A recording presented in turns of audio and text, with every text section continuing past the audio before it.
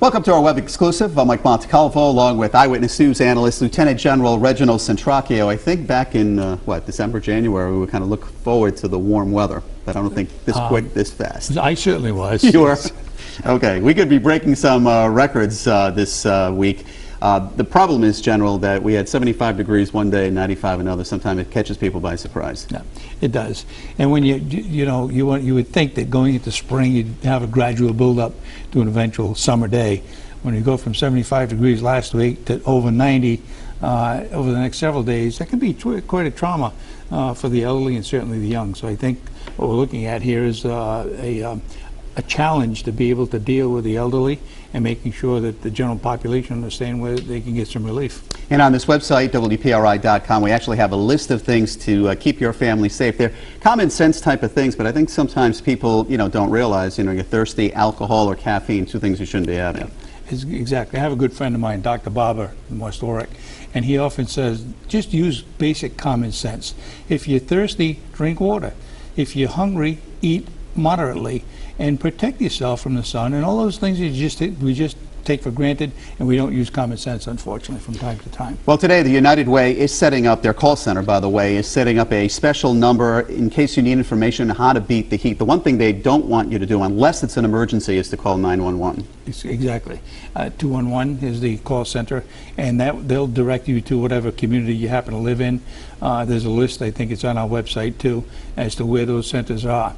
And that's really the thing that they should be doing. Do not use 911 unless it's a life-threatening scenario, but that's an information center. They'll gladly tell you where the centers could be. The tough spot is a lot of the community pools are not open yet because they usually open after the 4th of July. Right after the 4th. And there's, like the whole spring was, it came a little bit premature, and now we're starting to see what should happen sometime in July happening now. So it's just a matter of trying to get acclimated and getting the word and information out. Well, I know all the beaches were packed today, but it's not really the state's responsibility. It's each, cities and towns' responsibility to set this up? It's the city and town responsibility to designate shelters, if you will.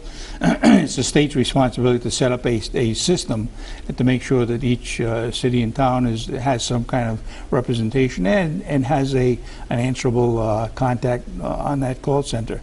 But it's not the state that would set up a particular relief center at all. So what's the role of the EMA at this point? To make sure that they can designate problems that might arise. In past years, we dealt out fans at no cost. Water was available from time to time.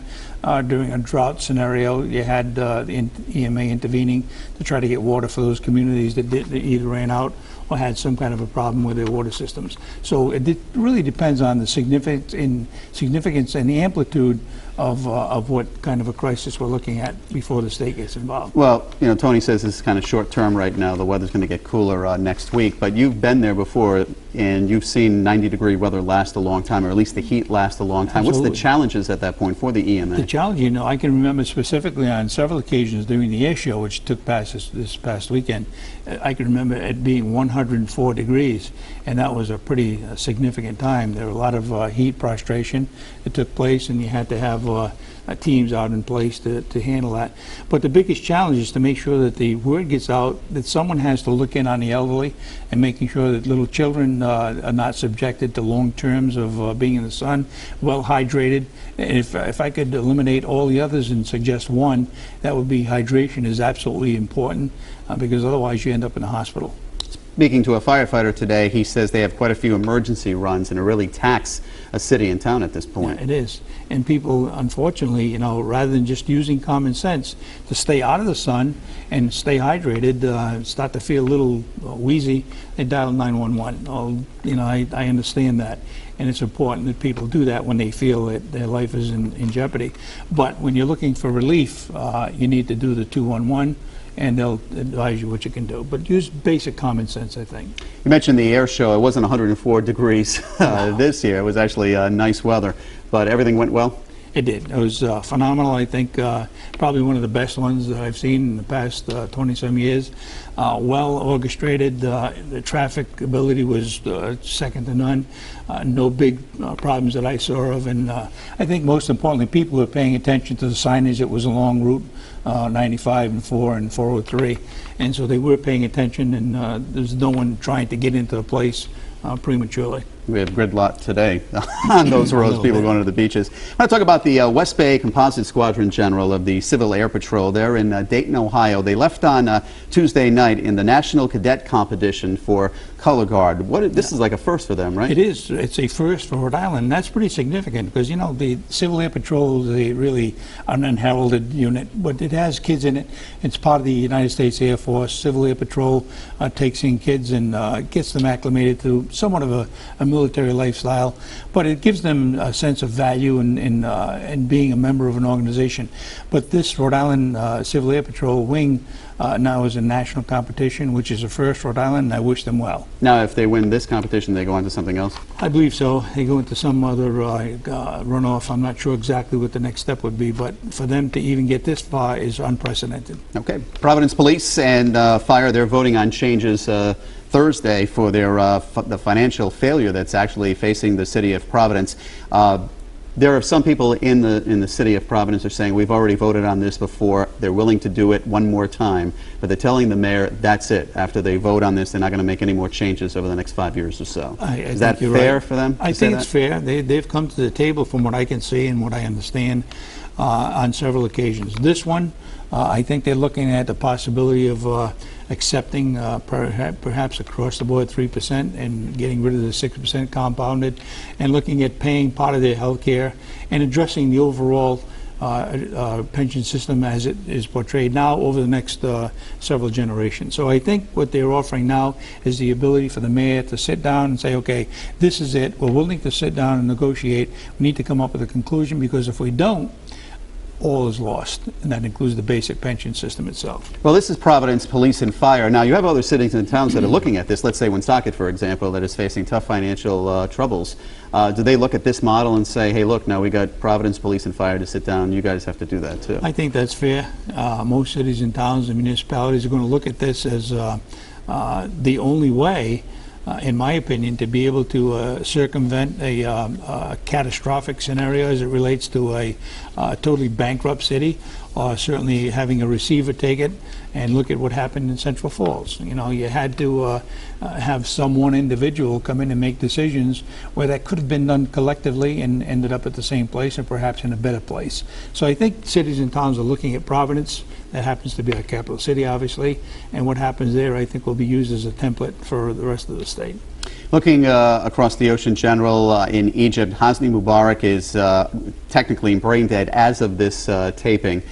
There is fear of unrest in that country because of what is going on. You know, Mike, this is one of those residual things that you and I have talked about over the last several months, and specifically as it relates to the Arab uprising and spring uprising, because we didn't know what was going to happen should those individuals be taken out of office, specifically Mubarak, Gaddafi, and if you look at Saddam Hussein. All those things were bad. But when you have a rivalry that we see now unfolding, even with an elected official, which won the office of the presidency in Egypt, is a Islamist, there's still an awful lot of allegiance by the people in Egypt to Mubarak. And so you're going to continue to see the kind of unrest and violence over the next, I believe, several years. Even though he was in prison, taken out of prison and sent to a hospital, because he was going to prison for life at that point. That's correct. That's correct. So the allegiance is still there. You're right, exactly. What they're seeing is a finality of it. There was always some thought that perhaps he would get out of prison. Things change. We've seen that in the past. I don't want to use a poor analogy, but if you look at the 1930s and you look at Hitler as an example, you know, he went to jail, and everyone thought that was the end. All of a sudden, he came out of jail and he became the terrible individual that he was in the 1930s and right through the end of World War II.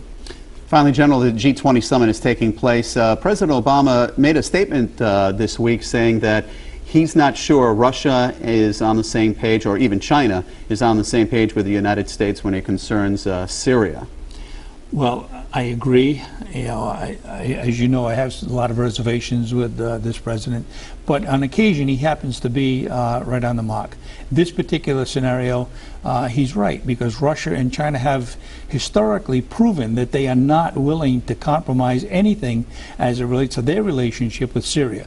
specifically because they depend on Syria for their economy, they depend on Syria for their oil import, and I think because of those two areas, there's an uncertainty which is well-founded. Did you think, listening to the comments as he sat down with the Russian president, that actually China might be the one that's really holding things up, that Russia would sway towards the United States? Well, I think so, because China really is dependent more so on Syria than Russia. Syria was part of the overall bloc, if you will, and Russia had some say over that. China, however, now is looking at their economy, which is not that great today, and in fact, it's having a slight regression over the next last several months. And I think what we're looking at is China making sure that it doesn't lose any further market value as far as Syria is concerned. Well, that's been one of the topics at the G20 summit, is the European economy, and everybody trying to figure out how to solve that. You look at that, though, General, and the United States is trying to help the European market, but when the United States is having a hard time, there was no one wanting to help Absolutely. us. Same thing. You know, when the United States has a problem, you hold the guide on and look behind you, there's no one behind you. On the other hand, when someone needs help, they come to the United States. But it's beneficial for us to help them for the economy. Absolutely. When you look at the kind of investments we have worldwide, this is no longer just a U.S. economy. And we tried that isolationism back in the 20s and it didn't work. This is a world economy. So what happens in Europe is extremely important to our own economy, and we need to just accept that and try to do the best we can. All right, General, try to stay cool. And you too. Okay, thank you. Thanks for watching.